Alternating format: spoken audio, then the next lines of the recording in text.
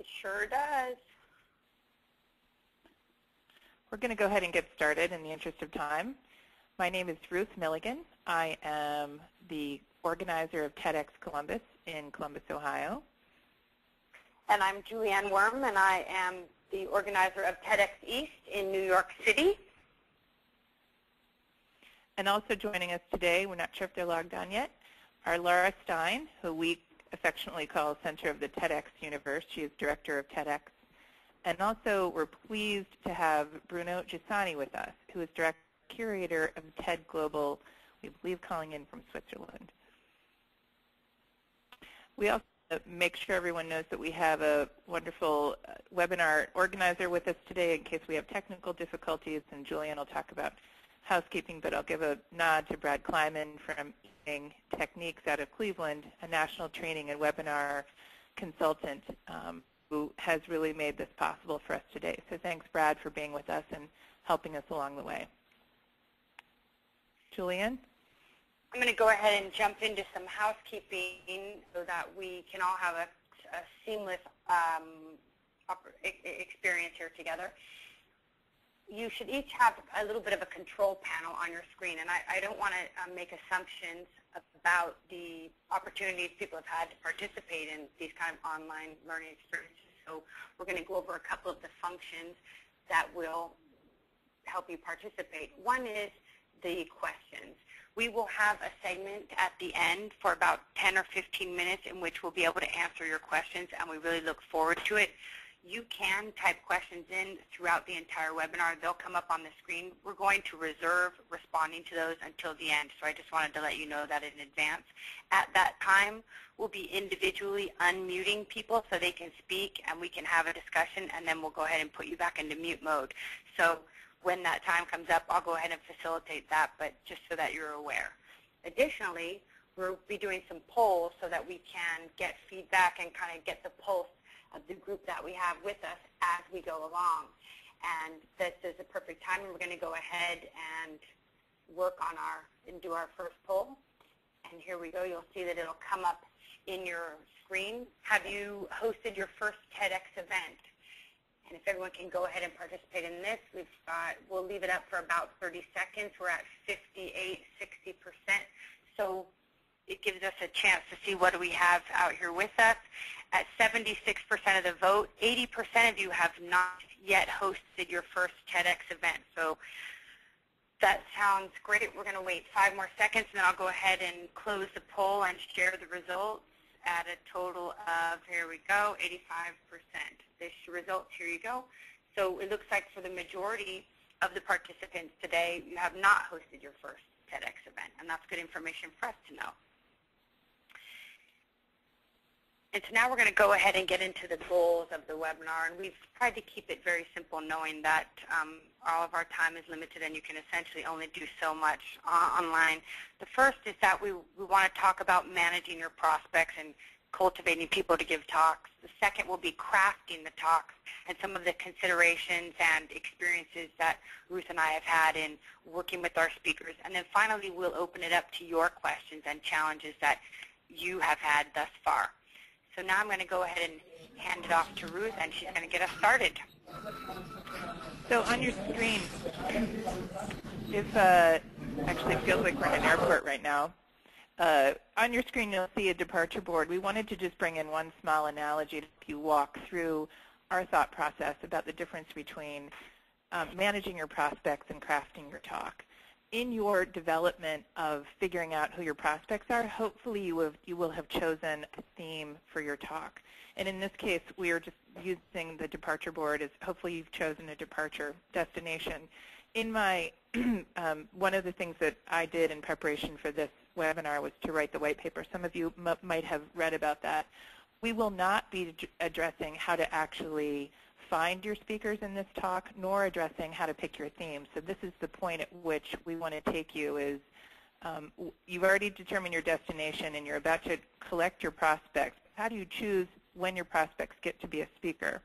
So the first thing we're going to do is work on how do you actually decide, based on some initial impressions, if your speakers should make the plane. And so Julianne, can you take us with self-nominations? Thanks, Ruth. When you get involved in TEDx, there's a lot of people that are really excited about TED and the TED brand and the conferences and the talks, and obviously thereby an extension of that is TEDx. And I have noticed that in conversations, both socially and professionally, there have been a number of people, when hearing about TEDx East, have volunteered to come and give a talk, thinking that they would be the perfect candidate to give a talk at the event. And I think there are some considerations to unpack as to why someone would self-nominate and what that might mean in terms of what their objectives are. And so it's something to really keep in mind as you're beginning to kind of cultivate your speakers and build your program, the idea that people do self-nominate and what that might mean in terms of their goals and objectives. And then the next one is Eager Beavers, and this parlays, kind of piggybacks right on self-nominations. I know that I had an experience with the gentleman who I had reached out to, and I thought his research was very interesting. And within an hour, he got back to me with his CV and several reprints of articles, and I found it to be very overwhelming, and his enthusiasm took me aback a little bit. And I think kind of in the same vein as self-nominations, it made me question what his interests in participating were.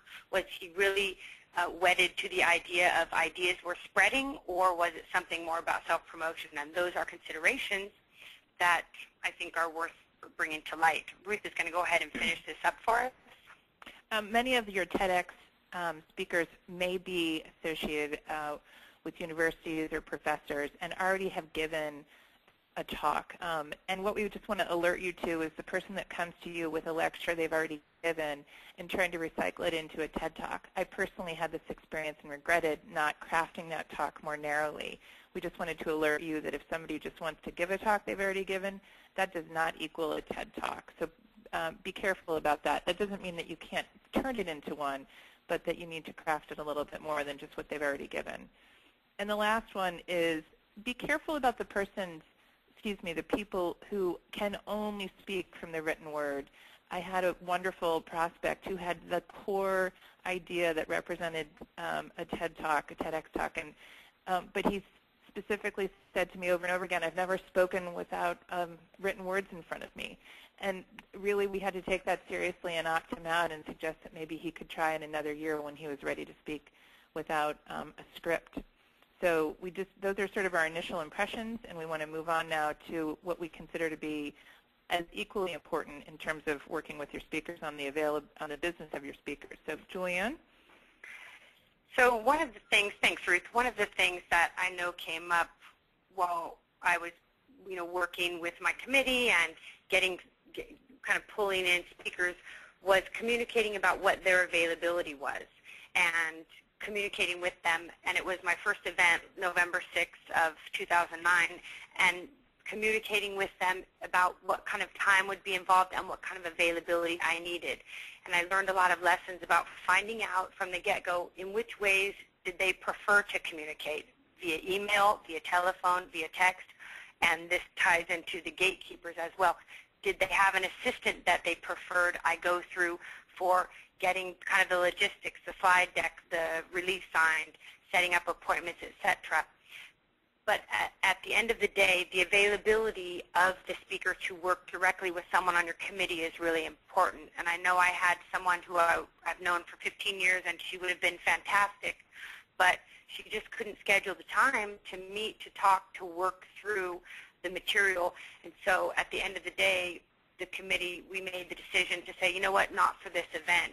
And I think that sometimes you're put in that situation, and it's important coming out of the gate to get down to the business of how can you get to them and who else will you work with. Ruth is going to go ahead and take the next two.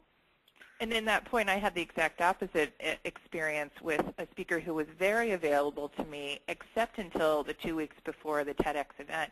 Had I known that she wasn't going to be in town during the critical slide editing, practice sessions, and final negotiations, I would not have chosen her. So while you're discussing availability at the early end, also set the expectations clearly as to when you expect your speakers to be in town. And I would recommend that you insist that your speakers be in town at least 1 or 2 weeks before. There's a lot of back and forth going on with slides, with practice, with tweaks on whether it's, regardless of what it is, they just need to be available to you. And if they're not in town and not available, then the success of their TED Talk is going to be severely inhibited.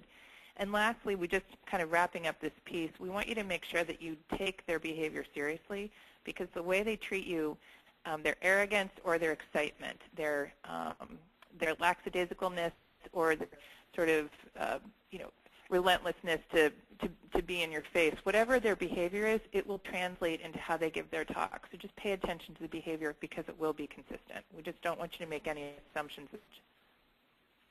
So now, just taking back to our plane analogy for a second, you're at the waiting gate, and you've actually now decided who's going to get on the plane based on all of these factors that we've just walked through with you. How their first impressions happen, their availability, they fit into your theme, you like sort of the way in which they've talked about their talk. But there's still a lot of work to be done, and so what we want to take you to now is the elements of crafting the talk, because really you've decided, okay, they're on the plane, but which seats do they get in, and how long will they talk? So Julianne, that leads just right into your point here. And so when we think about crafting the talks, there are a couple of things that came up for me and the people that I worked with at TEDx East about the length of the talks. So if the longest talk can be 18 minutes, thereby there are a number of shorter sessions. We had 8 minutes and I believe 5 minutes. And so figuring out how do you create kind of the program as it relates to the length of the talks. What our strategy was, and this is a strategy that I've carried forward, is we looked for the ideas that we found to be the most interesting that spoke to our theme. And the first theme that TEDx East had was developing world ideas. So we chose and cultivated speakers that really we felt like could contribute to that and had big ideas. And then we built the rest of the program around that. So it's important to consider it would be very difficult to have the end user, the participants, sit through all 18-minute talks. And part of the experience I had at TED Global that I loved so much was the mix. It was very eclectic. There was a 3-minute talk on using cards, and there was Imogen Heap doing performance. There were so many interesting things that it really kept a good pace. So that's something to really consider as you're essentially building your program. What are the lengths of the talks? And that's something, I don't know that there's a hard and fast rule, but it's really something to look at very, very carefully. And that leads right into topic mix. What kinds of talks and / presentations are you having? So sometimes it's anecdotal. Can it be a presentation of research? Is it a performance? And how do you mix those up? And I know, and this I don't want to go too far astray into the programming aspect, although of course essentially you're trying to braid together a number of very interesting people and interesting ideas into a cohesive program that will then deliver an experience to the end user, which are your participants. So we divided our larger theme into smaller segments, and then we built the talks into those. So for developing world ideas, we had 3. We also put in time for people to socialize. So those are some thoughts on length and topic. We're going to go into presentation style, and Ruth is going to take it from here.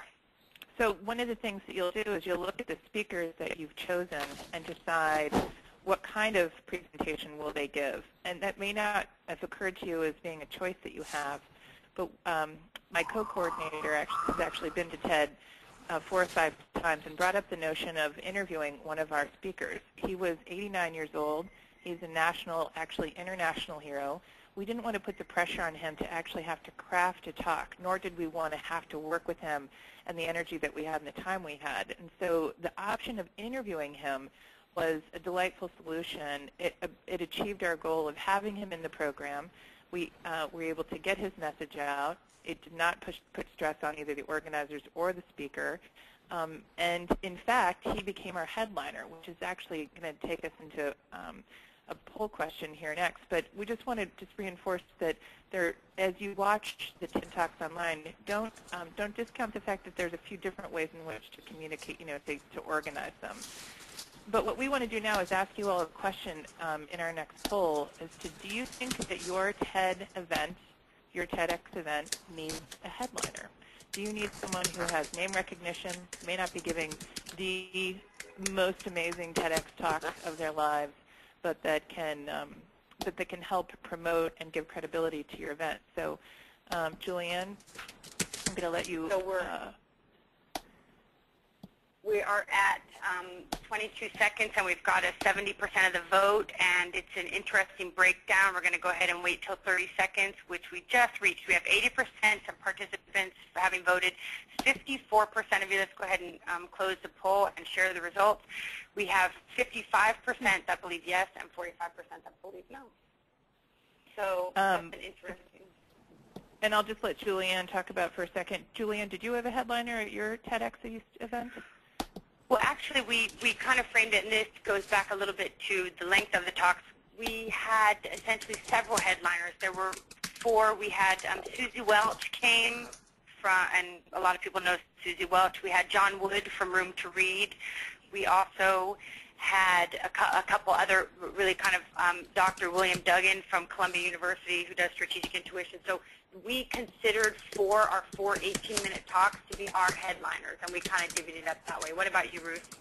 And in our case, the person I was speaking about, we actually had John Glenn, who was the first man to orbit the Earth in the States. He lives in Columbus, and he was fascinated by being a part of it, and we were thrilled to have him, and so it all worked. It was very synergistic. We wanted to have at least one person who everyone would know, because then that would bring credibility to all the talks that were lesser known. So we're going to move on with our presentation here so we can get to your questions in a little bit. And what we wanted just to remind you is that put your people on the plane. Their talks have to fit in with what you've told. They have to fit underneath your seat or in the luggage bin. And there's a non-negotiable about that. So if you've given them 12 minutes, they need to speak within 12 minutes. And we're going to, at that point, and a few other expectations we want to reinforce. And you know what? I'm going to touch on these, but in reality, I really want to hand I want to touch on signed release, but then I want to hand the floor off to Bruno Giussani, because he has some great things to add on this. Actually, Bruno, why don't you go ahead, and then I can touch on that after. And I hope that the mic works. It's the first time I use it today. Hello, everyone. So there are a couple of things that I wanted to mention concerning expectations of the speakers coming to the event. And the first one, of course, is that as soon as they get a call or an email from you, they go straight to TED.com and they watch videos if they don't already know TED.com. So that's their mental benchmark. What happens on TED.com, the videos they see there, the performance of those speakers, people from their field who have already spoken at TED before. And you want to make sure that they understand a couple of things. One is the difference between TED 4 days, a conference, and TEDx, your event,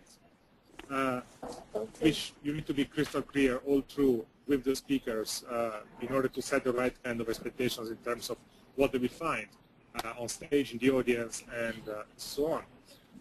And the second element is certainly to tell them that what happens or what they see on the videos is not exactly always what happens on stage. So at the same time, the videos help you put pressure on them, because they will feel that they need to be as good as their colleague who has been at TED already. But they also help you put them at ease, because the reality is that most of what you see in the video has been edited carefully, the angle of the camera chosen, things that may go wrong, like the clicker falls on the ground or something that can be cut out. So at the same time, you put pressure on the speakers, but you also reassure them. You tell them, we have your back. Everything bad that may happen on stage, we can cut him off. And this balance between reassuring them and putting pressure will help you putting them in the right spot, and make sure that they feel at ease on stage. So Julianne, for now, that's what I wanted to add here. Thanks so much, Bruno. We really appreciate it. And I want to piggyback a little bit on what Bruno said on the slide. from my own experience, which of course is very small compared to Bruno's, but there were some technical things as it related to the event that we hosted in New York City. One was, and I want to put this out there and emphasize it, getting the speakers at the beginning in the business of managing them, getting the speaker releases signed, because I know that there were some issues with my event about getting those later and then being able to put the videos up on YouTube, etc. So I would really recommend getting that out of the way right in advance. And additionally, this idea of TED.com versus TEDx on YouTube, in communicating with the people that I wanted to have come give talks, I'm very clear. I don't promise things. Very, very clear. TEDx is different from TED, and so while in a perfect world, and wouldn't it be fantastic if somebody's talk was so good, really the talk of a lifetime, that it did get chosen to go on TED.com, but I think it's very, very important to communicate incredibly clearly with the people that are coming to work with you about what is going to happen, not only in terms of what happens with the video, and like Bruno said, reassuring them that we're going to put them in the best light, et cetera, but also what can come of this, but that it's going up on YouTube, and perhaps there's that possibility, but that this is not a TED event, so there's no guarantee. And then finally, the timeline. There are some parameters within the TEDx guidelines about how soon things get up online, and I know that with my committee, we were very challenged by organizing kind of the post-production, because of course we have people that are giving us donations, and it's a lot of things always come up. So communicating very, very clearly with your speakers about what they can expect, when it will be up, and then letting your whole kind of group in your area know when are the talks ready, how can they help make them go viral on YouTube, et cetera, et cetera. And so that's what I would say about kind of managing the expectations within the business. And Ruth is going to get us on the plane now. So you've got your speakers locked on your plane. You're driving this plane, and you're in charge. We just wanted to give a public service announcement to the notion that it's okay to give someone a parachute. That if they go on too long, that you can pull them off of the plane or let them sort of jump. But you give them a soft landing. We wanted to make sure that you know you have license to cut someone off if they've gone too long at your actual presentation. And during your practice, reinforce that with them, because it's your job to keep them within that time frame. Just moving on to the other point that we just want to have you reinforce with them as you're finalizing and crafting the talk. Reinforce to them that this is about one really strong idea, not many, and we don't want them wandering in the forest. I had a speaker who had a phenomenal idea, and when she actually gave her talk, she took us on a walk way beyond what we expected. That was my fault for not refining it, but I just want to reinforce that and keep in mind that core central idea. And to that point, TED has some wonderful commandments, and Julianne's going to walk through these with us. And actually, Bruno is going to add something to it, so go ahead, Bruno.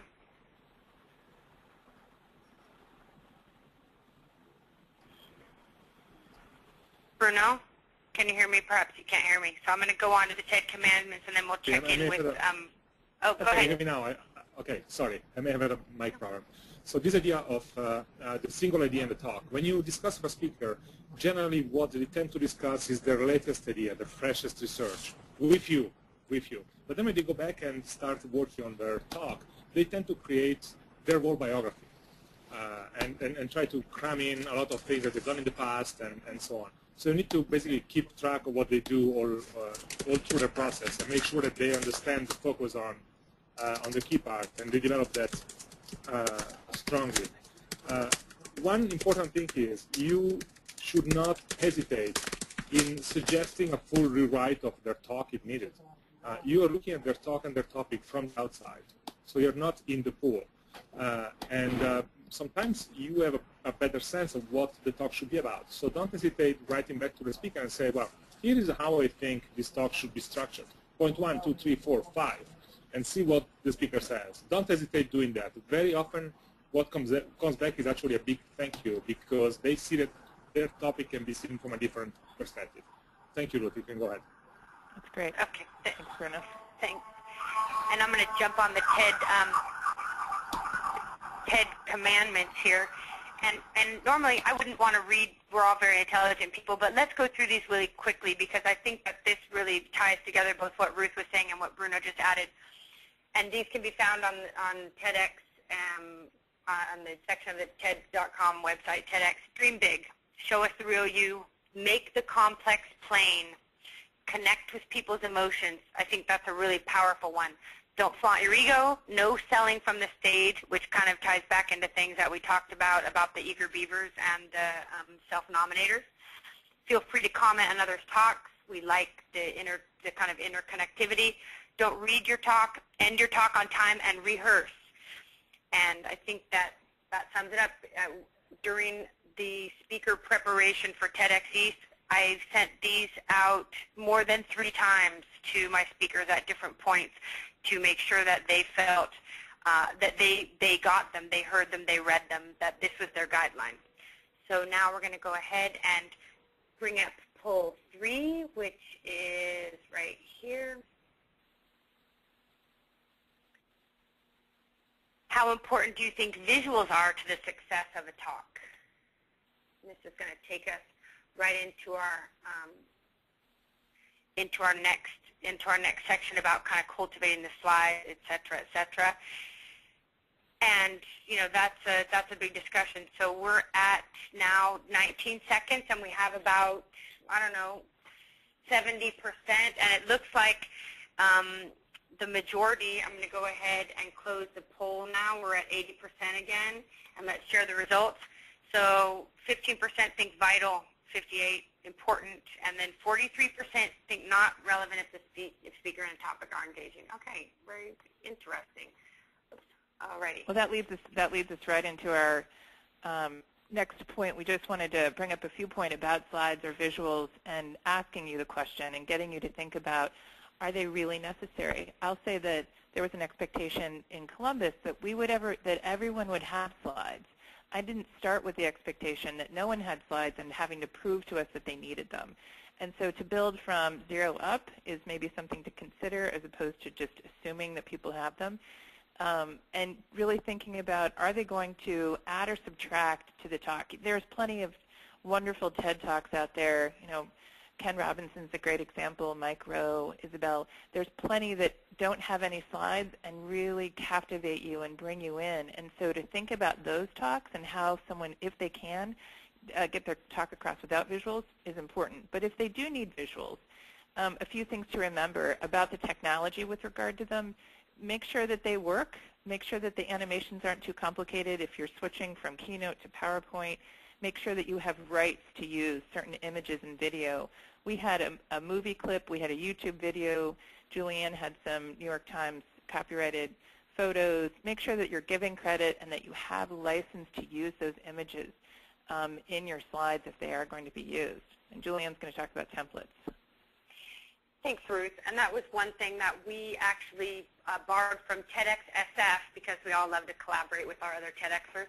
They had used a template for their first event, and they passed that on to us. And what we found, even though some of our speakers were resistant at first when we sent out the template and asked them to put their slides in it, that we got a number of different responses all the way up to the night before, way past the slide deadline, getting them, and then me personally converting it into the template. But we elected to use a template, and I have to say, at least for our first event, it really kept things kind of streamlined, and it helped. For me, I felt like it helped kind of manage the content, I went through the slides, and as well as other members of my committee that worked with me that were fantastic about really contributing to that. But a template is an idea that can really help kind of scaffold you at the beginning and, you know, kind of get you into it. So it's something worth considering. And then the next thing we go on to is practice, practice, practice. And one of the things that we ended up doing with TEDx East was asking our speakers to go through their talk, their ideas, with someone on the committee well in advance of the event, so that we had an idea of what they were talking about, and we wanted to actually hear it. So that's a recommendation. It was on the phone or through Skype or in person several weeks in advance. This gives you the opportunity to really kind of hear, see, and because my events in New York City, people are incredibly busy, so getting together was really a challenge. But spending that time weeks in advance really kind of gave us the information we needed to say, wow, this isn't working, or this might be problematic. And in one instance, I had someone that was doing a talk, and they were doing it with a documentary. And once I saw part of it and heard the other part, I had to go back and say, hey, listen, this has to change. And I was really grateful that I had the time to make that happen. So I'd recommend that's a good place to start. And Ruth is going to go ahead and wrap these up. And then to that point, the next phase of practice is once you've gone through the slides with them, if they are doing visuals, they need to be submitted at least 1 or 2 weeks before. I had a speaker show up the day before, this is the same speaker that had been out of town, with 66 slides, and her practice run was essentially what should have happened 4 weeks before. And she was still trying to decide the essence of her talk and how many slides she was going to use. And so practicing those slides with them, even if you're just on the phone, going through and deciding how the talk is going to be related to the slides is very important. That's not something that gets done the day before, which we also encourage you to do. You need to put all of your slides in one deck, whether it's on your computer or someone else's. Make sure that all the slides work on that platform. They need to be run through in your venue with the technicians, your other technical team, and speakers if possible the day before from end to end. And you need to make sure that no one touches that computer after you've done that and made those changes. And you also want to make sure, just from and this is a whole different webinar on the technology part about producing your TEDx event, but make sure you have a redundant computer. Bring in a second one that's the same platform, so 2 Macs or 2 PCs, so that if one fails, you've got exactly the same deck from start to finish on an additional one. I had my pickiest speakers criticizing how much orange was in pictures.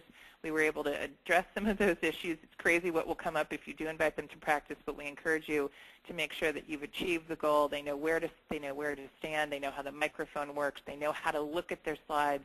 And most important about slides and rehearsal is where to stand on the stage, because we had to mark off a specific spot so that they weren't actually superimposed upon the slide behind them, and that the end result of the video would be warped because of it. So those are very specific things you need to think through with your technical team and don't take for granted. So we have one more poll. Julianne? I'm going to go ahead and launch the next poll. This is our last poll, and we're about to close out after this. Go ahead, Ruth. How much time, I don't see the question, but how much time yeah. Do you think a speaker should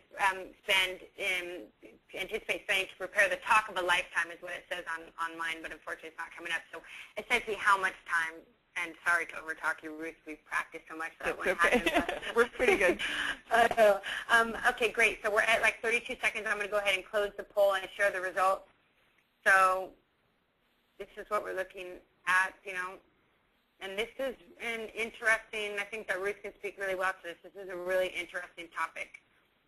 So I didn't see the results, but I know that if you have an idea of a talk, but not a talk, it's going to take you a lot longer to craft that talk. And if you have someone who's already given a talk, it may take you as long just because you need to weed out so much. But don't underestimate the amount of time that you tell your speakers that they will need to be spending on their talk. I had a woman who had given her talk to worldwide audiences, but I only gave her 12 minutes to give it. She probably spent 15 hours refining, practicing, making sure her visuals worked, making sure.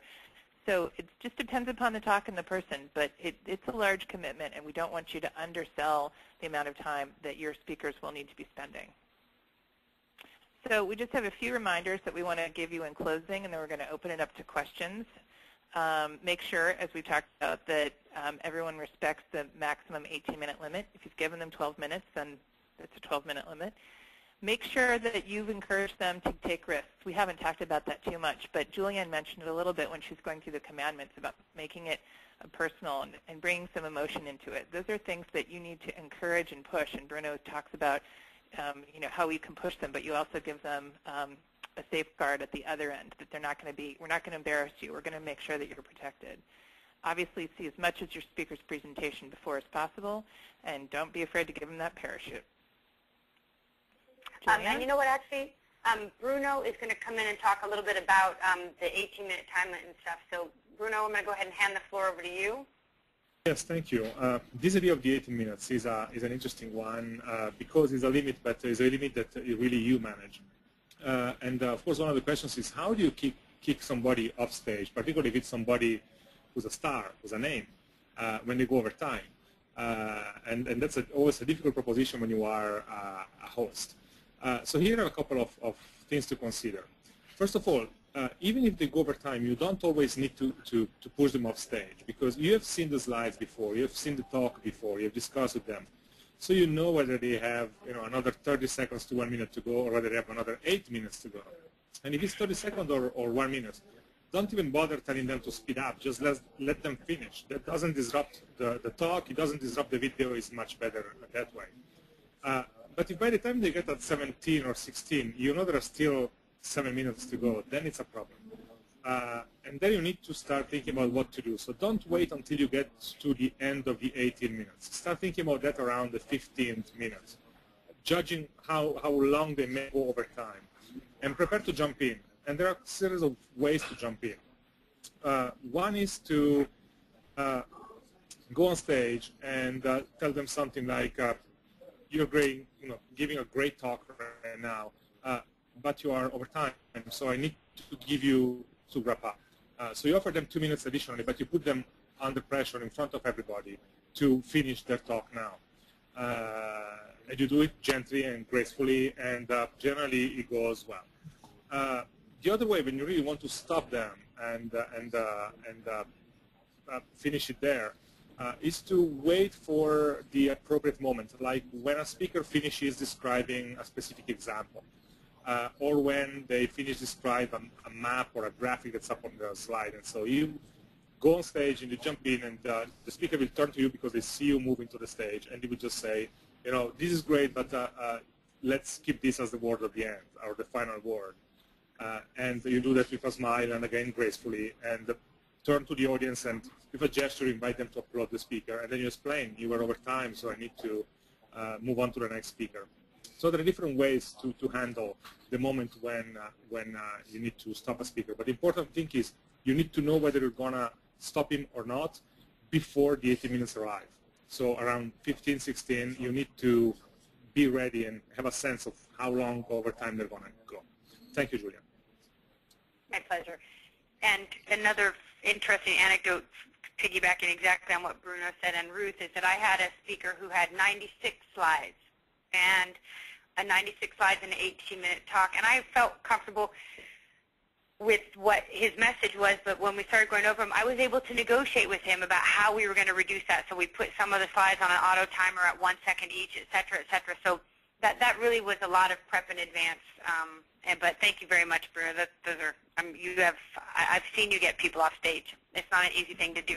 So now we're on to next steps. And let me tell you what's going to come next, and then we're going to open the floor to questions. I have 11:38 on my clock, so we should wrap this up in the next 2 minutes, and then on we go. You'll be getting a survey about this webinar, and since it's the first one, and Ruth and I have spent time collaborating on this, we'd love feedback and constructive criticism about ways that this could be more useful or other topics that you guys need. And additionally, I know that Ruth had mentioned earlier kind of the types of talks, and so Ruth has graciously compiled a list of links to the TED.com website with examples under which kind of genre they fall, and that's very, very useful. So we'll be sure to send that out to everyone that has registered for this webinar so that you have that as a resource. And then finally, and I know Laura loves this, the center of the TEDx universe is let her know what your interests are and what kind of topics are of importance, and we'll see, how as kind of a TEDx community we can self-organize to make that happen, and and how you can all participate. And so those are going to be our next steps, and then we're going to open the floor to questions. And when we do questions, essentially, if you have a question, you should be able to raise your hand. And I see that there's a number of them. Or you've typed a question into the question box. Let me go ahead in there.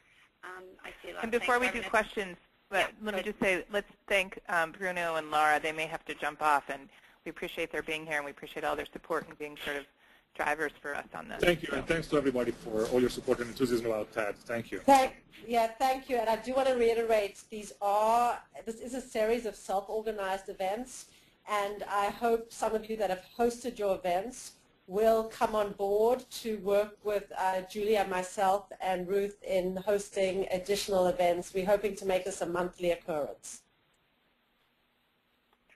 Great, thanks, Laura. And so I see that we have, I see some hands raised. So what I'll do is I'll go ahead and unmute, and I'm going to ask in advance that you forgive me on the pronunciation of your name. And so we have A-L-Y, Ali. I'm going to go ahead and unmute you, and I see that you have a question, and we'll just give you a second to go ahead and speak and talk, and then we'll see who will be able to answer it. Go right ahead. Ali, Hi, I'm actually attending on behalf of Ali. My name is Reem. We're working together. We're interested to know how common or feasible it is for the TEDx to basically consist, maybe in large part, of streaming the live TED event. Because you know what? Can you repeat that? I'm sorry, I can't hear you. I need you to maybe come a little closer to the microphone. Oh, okay. Can you hear me better now? Yeah. Is that better? Yeah, a little bit. Okay. Well, I typed it out as well. I don't know if there's a way to project the question, or just to read it out. I was wondering how common or feasible it is for the TEDx to consist in large part of streaming the live, main TED event, because we're based in Oxford, and the TED event will be happening in Oxford this summer. So we're interested to know if there's a way to kind of take advantage of the fact that we'll both be in the same city. I can answer that. I am here still. So I can take that one. We are about to launch a program around the live stream, and there is an associate program right now where you can purchase the live stream and up to 10 people can watch. We're actually expanding that for Oxford. It's not going to be ready for Long Beach, but we are going to create a model, and I'm hoping it'll be ready for Oxford, whereby you'll be actually able to hold TEDx events around the live stream, and there will be a way for you to invite more than 10 people and then also charge the people that are attending so you can cover some of your costs. And we're working through that model right now. And you said there might be a possibility it'll be ready by this summer, or? It's hopefully going to be ready by the summer, yes. So keep tuned for more on that. There will be an announcement when it launches. Great. Okay. Thanks so much. We're going to go ahead and go on to the next question. I see we have a bunch of people in here. And let me go ahead down to, I think, here we go, Barbara. And we're going to go ahead and unmute you, Barbara. Is it Nicole? And there we go. Hey, Barbara. Yes, it is. And I have a simple question related to the previous one. We have the ability at TEDx Self-Design High to live stream our event. Is it okay that we do that? I'm happy to take this one too. It's absolutely completely fine to live stream. We have very specific webcast guidelines on the website, which you can take a look at. If you have any questions, you can get back to me. Generally, we just ask that you let us know that you're going to live stream. And pretty much, we've had a lot of TEDx events live streamed to date, and it's actually been very successful. Excellent. Thank you. Great, thanks. And I can just say from experience, and Ruth might be able to comment on this too, we live streamed our event from TEDx East, and that was actually how we did our capture, I believe, of our video. But it was really nice. We had a lot of people, and if you can build some momentum around people tweeting and using social media, then then you can really have some outreach. I don't know, Ruth, what your experience was with live stream. If you want to jump in. We didn't live stream the first year. We just decided to keep it simple and keep it within our audience of 300, and next year we'll be considering live stream. We can only bite off so much the first time. Yeah, I feel you on that. Okay. I think Julie can also speak to, they're looking at doing some really interesting things where more than one TEDx event will live stream between events and show each other's speakers. So there's some of those plans in the works amongst TEDx organizers. Yeah, and I can just say that I know I've been talking with exactly what Laura said with TEDx SF, who we're kind of good friends, and looking at having a central speaker that then we would self-organize events locally around that we'd love to have happen internationally, but that's a whole nother conversation. So I'm going to go ahead and jump on this. Lauren Taylor, I see that you're on here. Let's go ahead and I see you have a question. Lauren, you're live. Hi, guys. Thank you so much. My question was, in talking to potential speakers, particularly big names, if you want them to give an 8-minute talk rather than an 18-minute talk, do you have any advice for people in how to couch that, especially someone who's familiar with TED and know that the possibility of an 18-minute talk exists? How do you sort of say, well, you know, we'd like you to do an 8-minute talk as opposed to 18? Let me take this. What I generally tell people is that 80 minutes is not the TED Talk. 80 minutes is the longest time that we have available. But the reality is that talks at TED can be as short as 2 minutes. And everything in between is our space for playing with the length. And what we try to tell them is we try to find the optimum timing for each speech to be as impactful as possible. And some speeches are more impactful if they are 7 minutes, 9 minutes, 12 minutes, than if they drag on to 80 minutes because they can focus on a specific idea.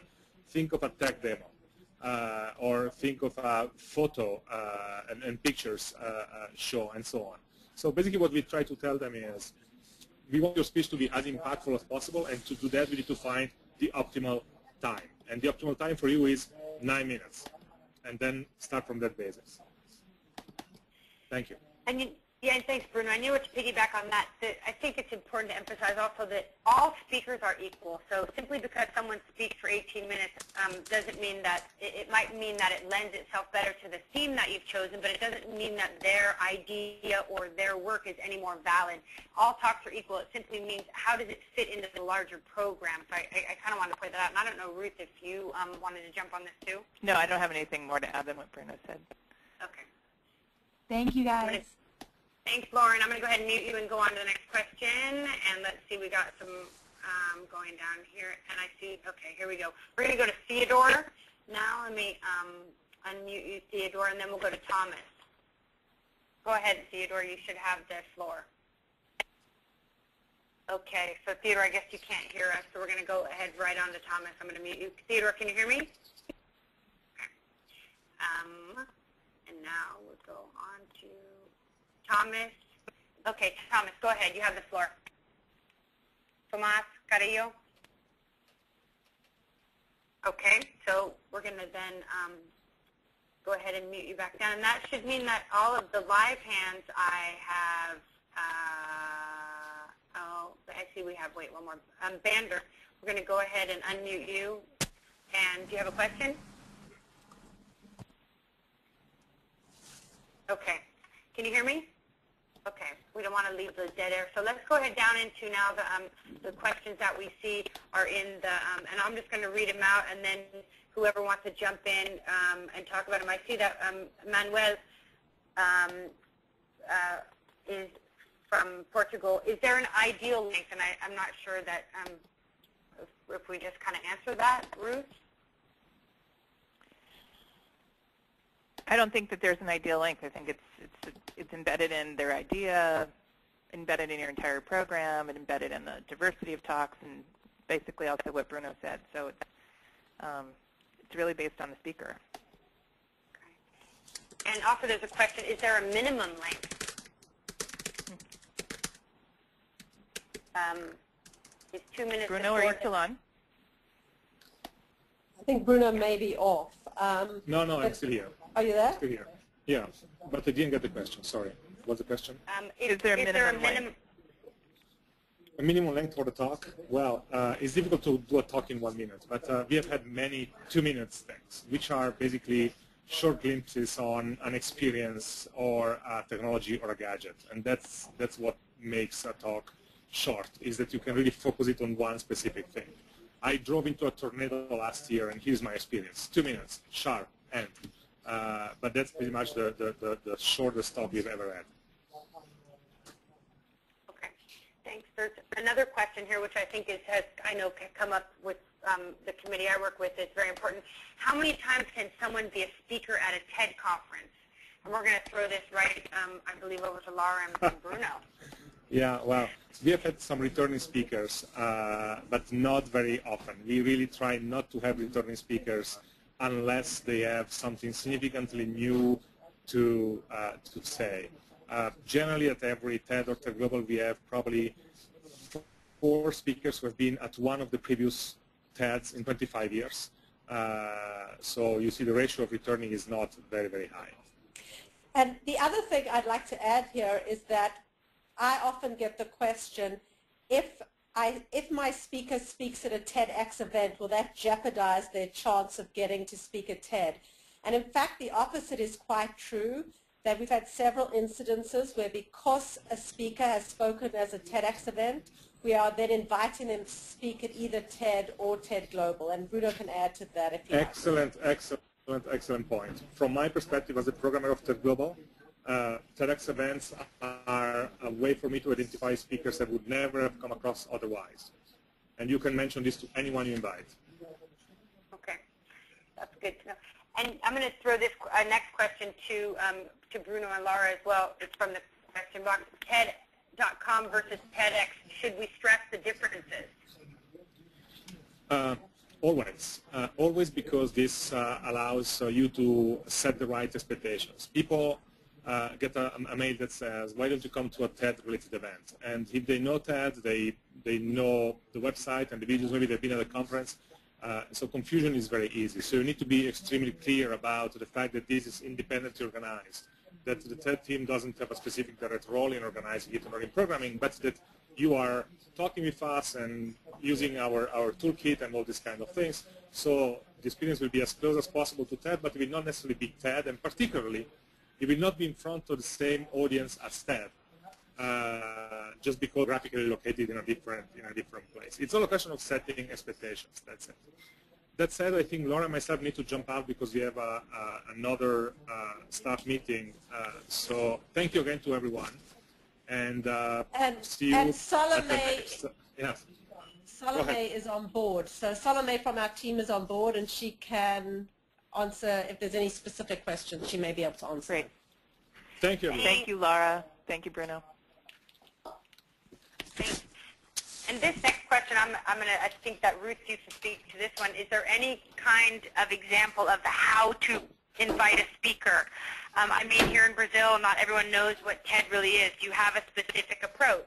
I don't know if you want to take that on, Ruth. Sure. I mean, this is a whole different webinar that we may do in the future on how to actually recruit your speakers. What I would do, especially in Columbus where TED wasn't that well known either, I would introduce myself and the TED concept and send them the TED link to TED.com. And now that there's lots of TEDx talks, and I would ask them to review it and sort of live with it for a few weeks before I would actually, I'd say, are you interested in this? Do you know about this? If you don't know about it, try to do a little bit of education first, and then attempt to go back and say, is this something that you'd be interested in doing with us? We know you have this idea. You've watched the talks.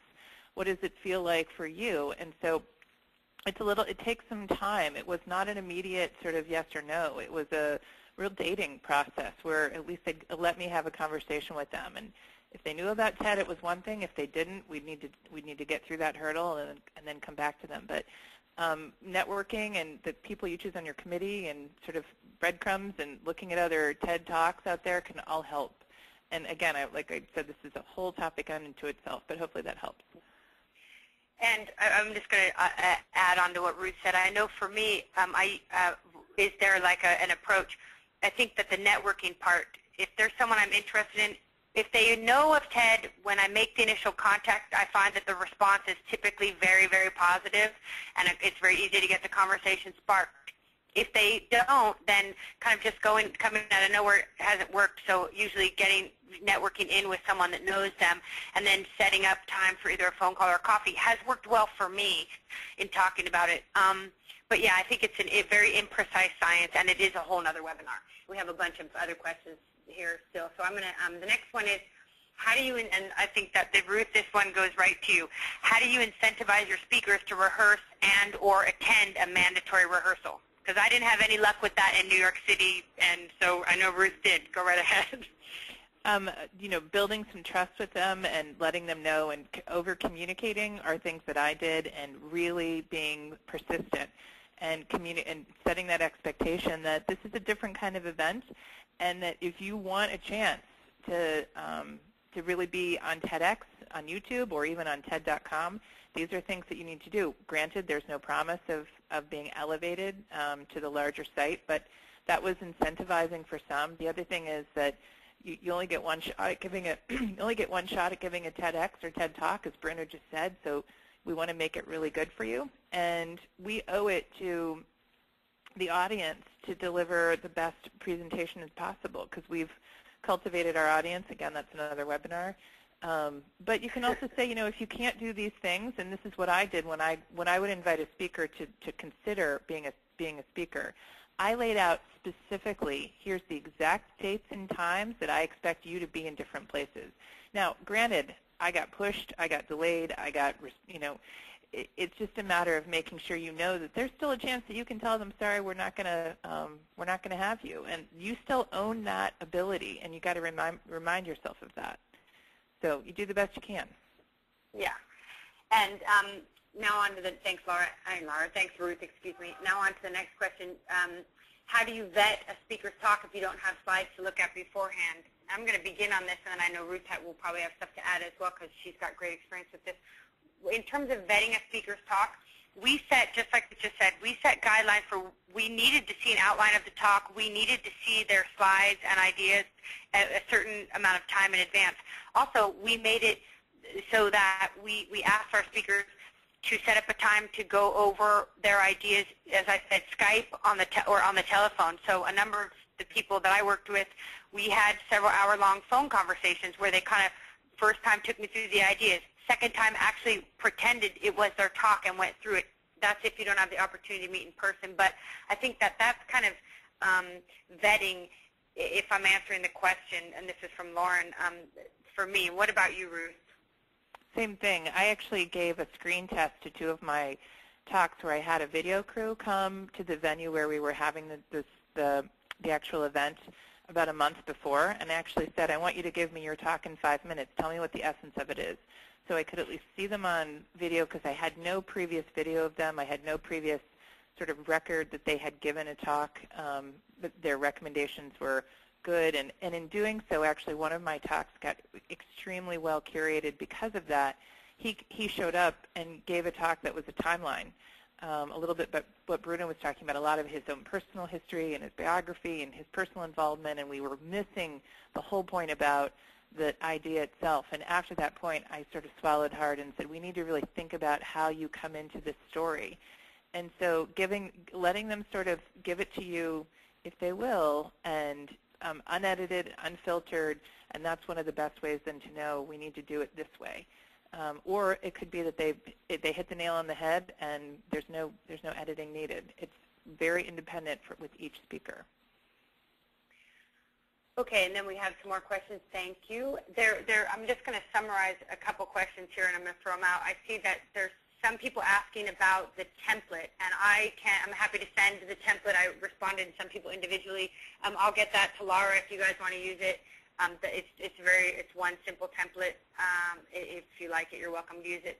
Another question that came up, and I don't know, Ruth, if you might know this, but someone's asking about a timeline, kind of a countdown to the event. And I know that my committee, we came up with our own timeline in an Excel spreadsheet based on our November 6th date. We backtracked it out from July, what we anticipated getting done. I've done the same thing. My next event will be in May. I've kind of done the same thing. By the end of January, these are the things I need to have done. I don't know that one exists for TEDx, but maybe Ruth can talk about her process a little bit. I just know that my timeline was way too short when I did my event. We really got kicked off August 1st, and we had our event October 20th, which ostensibly was 3 months from start to finish, and that felt extraordinarily rushed, mainly because not only are you, we didn't talk about this, but managing your committee and volunteers, and who really is taking the lead in cultivating that. And Julianne and I feel the same way, I think, about this, is that when it gets down to actually managing the talks, there needs to be one central person who understands what every talk is about. That may not be that you're managing all of that relationship, but that you're in complete control as to what the content is so there's no surprises. But I was also trying to manage a group of volunteers who I wanted them to feel as if they were involved. But at the end of the day, we had to make some quick decisions. So if you want to incorporate a committee, that may take a little longer than if it's just 2 or 3 of you that are really getting in there and getting the work done.